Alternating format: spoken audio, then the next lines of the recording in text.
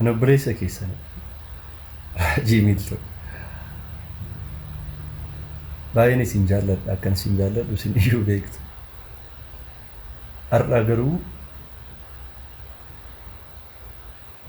waan tokko isinitti himuuf hin dhufe. Innis maali?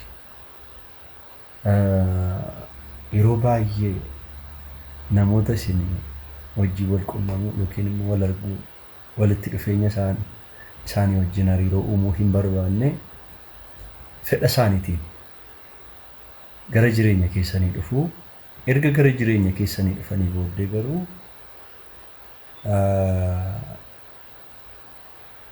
amala isaanii isa dhokataa yookiin immoo amala isaanii isa dhugaa dhoksanii amala irra keessoo yookiin immoo ammaaf ammatti kan uummatan battaluma sanatti akkasi fakkaatutti yeruma sana amala uumanii akkasi wajjin deemuu danda'utti jechuudha. Jireenya keetti dabalamu. Erga jireenya keetti dabalamanii booddee torbana ta'u ji'a ta'u waggaa ta'u waggaan turane amala haaraa isaa keessa isaanii sana dhoksanii arguu jalqabda. Macaafni qulqulluun akkas jedha. Namoota akka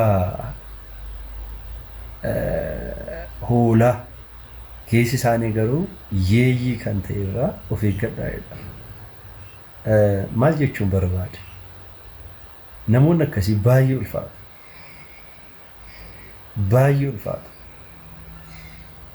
Hanga jireenya kee keessa galanitti amala kee wajjin deemu kireet godhanii erga jireenya kee keessa seenanii booda garuu amala bofummaa yookiin immoo amala isaanii isaa hamaa hadhaa qabu sana gaafa isaan gadi fuudhanii si faana jireenya jalqabanii haarasitti ta'a.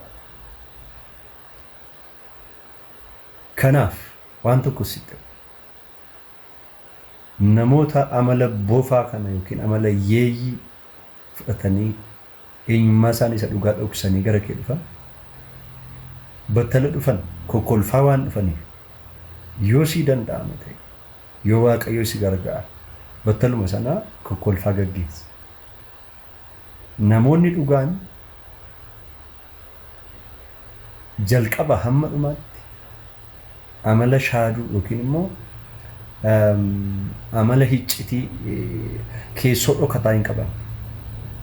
Maalet eenyummaa isaanii isa sirriidhaan sitti dhiyaatu.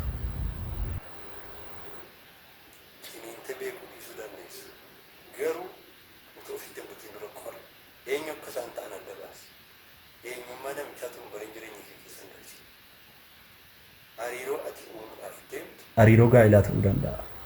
Hariiroo ati uumuuf deemtu hariiroo hiriyummaa ta'uu danda'a. Hariiroo hojii irratti ta'uu danda'a. Garuu miidhama yookiin immoo caba laphee akkasitti hin taaneef madaa yeroo hundumaa kulkulfattu akkasitti hin taaneef hanga sii danda'a. Balbala kee bantee waliin gashii. Mana baankii yookiin immoo komeershaaliyaa ta'uu awwaashaa ta'uu fakkeenyaan isinii fudhadha. Namichi balaa geessisa jedhamee yaadame tokko waan inni baatee dhufe waan hin beekneef kaayyoonni dhufe waan hin beekneef utuu inni oliin galiini sakatta'u. Gara mana moototaas akkasuma. Maaliif barbaachisa beektaa kun? Erga seenee rakkoo uume booda furmaata hin qabu. Salamoon akkas jedha macaafa lallabaa keessatti boofti erga nama iddee booddee dawweessuun faayidaa maalii qaba jedha. Kanaaf balbala irratti utuun jireenya kee keessan seeni utuun isa nagaan gaafatiin ati eenyudha jedhe isa gaafadhu. Deebinni sii deebisuutti namani. Waan goote adda baafachuu qabdu hundumaa godhi. Yoo deeme achuma na deemu. Ol seena taanaan garuu eenyummaa isaa sirrii barii erga eenyummaa isaa sirrii bartee booda gara jireenya keetti ol fidi. Kanaa alatti garuu madaa ati irraan fayyin, cabati irraan fayyin, yeroo hundumaa si boosisu, yeroo hundumaa si gongomsiisu, si gaddisiisu jireenya kee keessatti hojjetee ba'a. Yeeyyiin yoomiyyuu nama ta'uu hin danda'u. Boofti yoomiyyuu nama ta'uu hin danda'u. Amala boofaa fi amala yeeyyii warra qaban fagootti balbala keetti cufadhu.